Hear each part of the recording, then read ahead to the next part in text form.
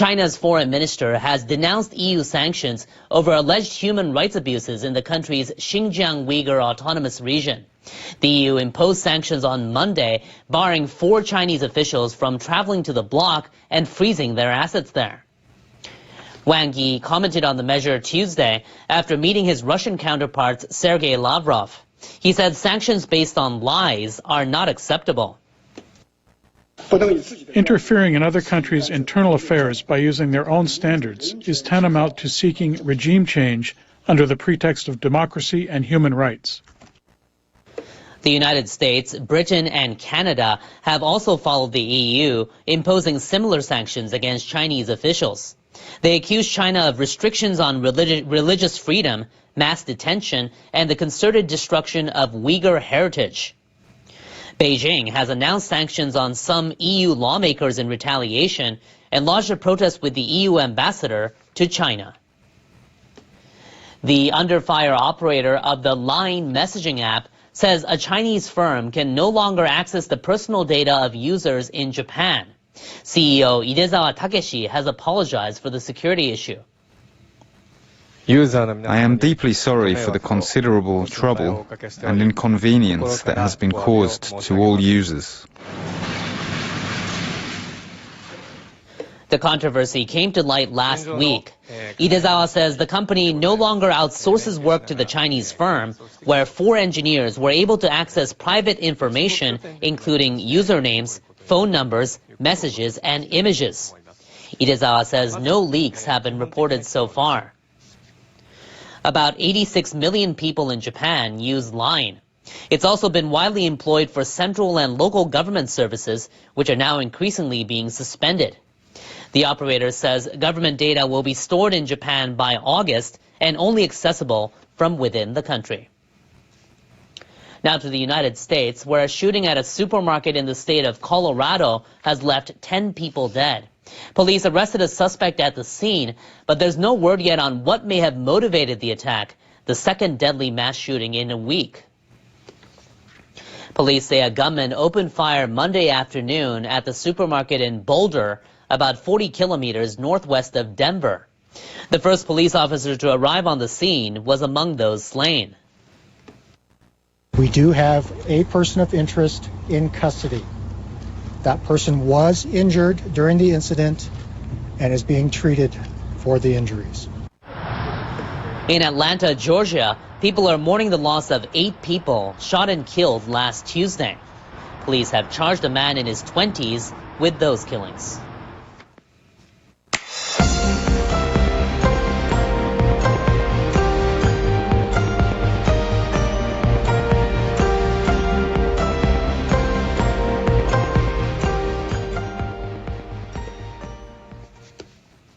A former Japanese justice minister at the center of a vote-buying scandal has offered to resign after admitting to violating election law. Kawai Katsuyuki was accused of paying Hiroshima politicians to vote for his wife, Kawai Andi, ahead of her successful run for an upper house seat. The bribes allegedly totaled $270,000. He had originally pleaded not guilty, but on Tuesday, he reversed course. Kawai told the court he could no longer deny he wanted to help his wife win the election. The politician said he didn't admit to it earlier because he didn't want to disgrace his wife and campaign staff.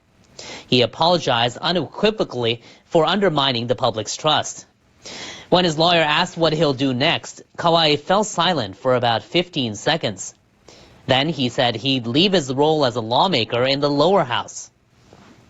The scandal has put Japan's largest ruling party, which the husband and wife represented, under pressure. I'm sure Kawai is already seriously reflecting on what he did. And our party should also learn a lesson from this case. Japan's largest opposition party reacted to the news with frustration. I think it was totally unacceptable that he didn't admit to his charges earlier. He failed to be fully accountable to the Diet. The lawmaker's wife, Kawai Andi, resigned from the upper house in January after she was found guilty of the same charge and given a suspended sentence. Now to the coronavirus situation here in Japan. Some prefectures are ramping up antivirus measures as daily cases hit near-record numbers. The spread of infections prompted the northeastern prefecture of Miyagi to independently call a state of emergency last week. But cases continue to rise. It saw 121 cases on Tuesday, the second highest ever. And the mayor of its capital city says things could get worse. The medical system could collapse. Please try your hardest to prevent that from happening. Now, the situation is also deteriorating in neighboring Yamagata Prefecture. Officials have linked cases to restaurants and bars, so authorities are following Miyagi's lead and declaring a state of emergency for its capital. Tokyo recently emerged from a months-long state of emergency, even as cases are slowly going up. 337 new infections were reported Tuesday. Officials in the capital have asked pubs, restaurants, and karaoke stores to continue closing early at 9 p.m. for the rest of the month, but they may extend that request. While governments grapple with infections, the vaccination program is preparing to head into its next phase. Japan will begin inoculating the elderly on April 12th. But the minister in charge of the rollout says some municipalities will be able to give shots to the general public around the same time. That applies to very small communities.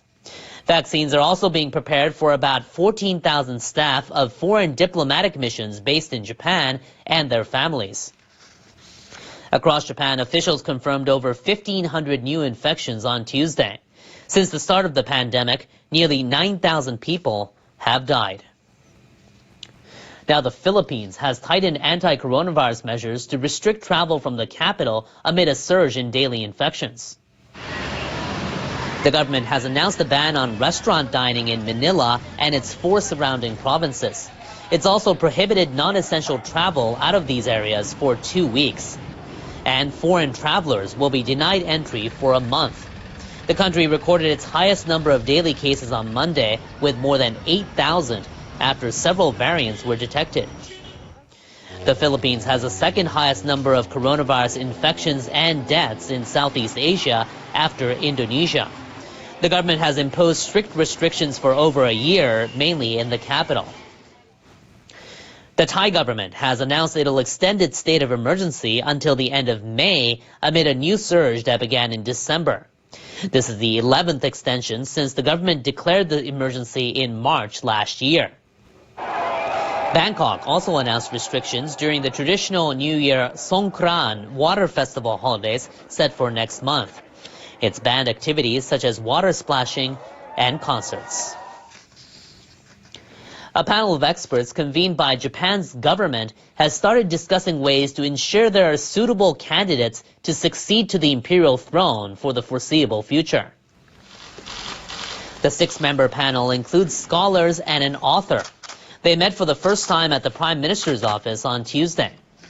The government set up the panel based on a supplementary Diet Committee resolution adopted in 2017. It calls on the government to study ways to ensure the stability of succession. That includes the possibility of allowing female members of the family to stay if they marry a commoner. You are being asked to discuss extremely important matters related to the fundamental underpinnings of the nation. I would like to ask you to lay out various views in ways that people can easily understand. The panel decided to consult experts on the imperial system and history. Their deliberations include the possibility of allowing descendants of the female line of the imperial lineage to ascend the imperial throne. Now, the number of heirs to the throne and the shrinking size of the family is a pressing matter. Currently, only male descendants of emperors can ascend the throne.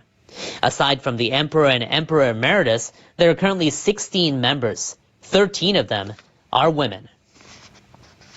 In other news, a Japanese high court has upheld a life sentence imposed on a man convicted of murdering a 9-year-old Vietnamese girl in 2017. The judges rejected an appeal by prosecutors for the death penalty. 49-year-old Shibuya Yasumasa was found guilty in 2018 of killing Lê Tin Nhат Linh after abducting her on her way to school. At the time, Shibuya was head of the parents group at the girls' elementary school in Matsudo City, Chiba Prefecture. In the High Court appeal, prosecutors said the original sentence was too lenient and demanded the death penalty.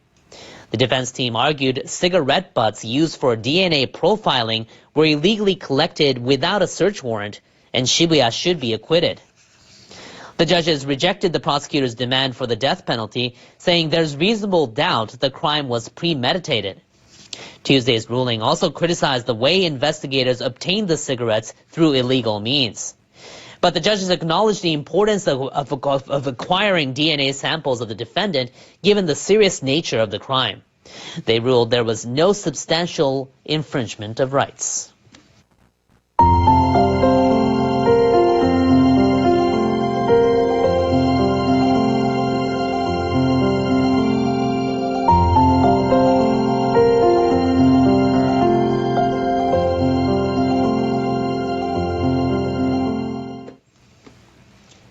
Next in weather, warmer conditions are in store for eastern regions of Asia. Our meteorologist Jonathan Oh explains the outlook in our World Weather Report. Hello, looks like we're going to be dealing with a pattern of warmer and drier weather, especially for the northeastern areas of Asia, extending from the northern portions of China into the Korean Peninsula and also across into Japan. The satellite perspective showing us relatively clear skies for the general region as high pressure controls the weather. You may notice the clouds slow down toward Shanghai and toward the south, and that's because we have a low pressure system developing, helping to bring some of those clouds together. It's going to likely be a rain producer into places like the southwestern islands of Japan as we go through Wednesday, and so make sure you have the umbrellas handy. But in general, up toward the north, we are talking about dry and warm weather because we have a southerly flow that's going to be coming into the picture. So highs into the 20s in places like Beijing, also Tokyo looking at a high of 20, Seoul looking at 16, but you're getting close to 20 later on this week, but showers expected from Hong Kong into Taipei as we go through Wednesday. On the opposite side of the Pacific, we've got a really well-defined low-pressure system continuing to develop into the plains, and that's going to be causing some problems as we go through Tuesday into Wednesday. We're talking about the possibility of seeing some strong thunderstorms as this low moves toward the east. And so for those of you in the southern and central United States, be on the lookout as this system really develops some strong storms. Back toward the west into the Rockies, we have a low-pressure system that's rolling through places like Colorado, so we're seeing some snow as we go through Tuesday into Wednesday. Denver seeing a high of 4. Now, I want you to take a look at this video that's also coming out of Denver early last week on Monday as lions at Denver Zoo in Colorado were playing in heavy snow just days after the area was pounded by a powerful blizzard. 4 lions playing around their enclosure on a sunny day, chasing each other and climbing on rocks. And meanwhile, you'll also see here there are a couple of hyenas were kind of carefully checking out the snow around them. Kind of an interesting contrast with these animals in the snow. Hope you have a good day. Exit polls in the Israeli election are forecasting Benjamin Netanyahu's Likud party will win the most seats. It is forecast to win 31, but it will need support from smaller parties to try and form a government. President Biden has called for swift action on gun control. This is a day after a gunman shot dead 10 people at a supermarket in Boulder, Colorado. President Biden called for a ban on assault weapons and a tightening of background checks. Humanitarian organisations working in a Rohingya refugee camp in Bangladesh say Monday's devastating fire destroyed health facilities, feeding centres and schools. 400 people are still missing. 45,000 have been displaced. And Britain is marking the anniversary of its first coronavirus lockdown with a minute's silence in tribute to more than 126,000 people who have died, one of the world's worst death tolls.